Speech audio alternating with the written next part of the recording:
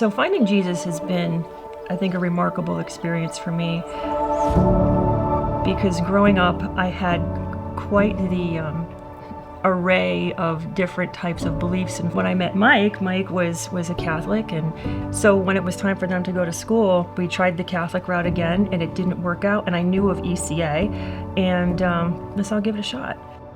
One night I was reading Done by Pastor Carey, and I was like, I can't do life on my own. I need somebody with me in this process, and so that's when I decided to devote my life to him. She was dedicated. Like, she was constantly reading her Bible.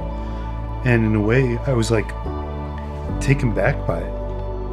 And it was through my kids going to that school that opened my eyes. And it was a book in the English class. My older daughter brought home the Screw Tape Letters by C.S. Lewis. And I started reading it, and it just hit home. And it was like it was meant to be in my hands, because the way the story is written, it's like why people do what they do. And I knew God had to reach me, and that's what it was. And then one day, she just says, Mom, can we go to church? And then I said, okay, yeah, we'll go to church.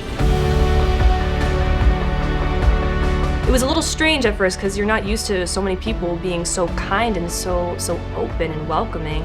You could feel the joy. I finally understood what it was to accept Christ and to love Christ. And then I made the decision to go to the classes. Fast forward, we're in bed one night. It was like 1, 2 o'clock in the morning. So I said to her, hey, did those foundation classes, did they help you? And then one day he says, yeah, I want to go. I think before my first class was over, I got baptized. The thing was that was holding me back was me. It wasn't anybody else. Nobody's, holding your hand saying, hey, you can't do this. That's when I woke up and I was like, okay, I got to stop getting in the way and follow him. There was a time in church when they were talking about ways to get involved in the church and how to help out. And I saw that there's a nursery, you get to hang out with the kids. And I was like, oh, that would be so cool. So I asked Mrs. Riopel if I could join. I signed up, and she has put me on the team, and I have just loved it ever since, and I've been so happy to be a part of it. It was exciting because we were finally starting to meet people outside of our circles and knowing the community a little bit better.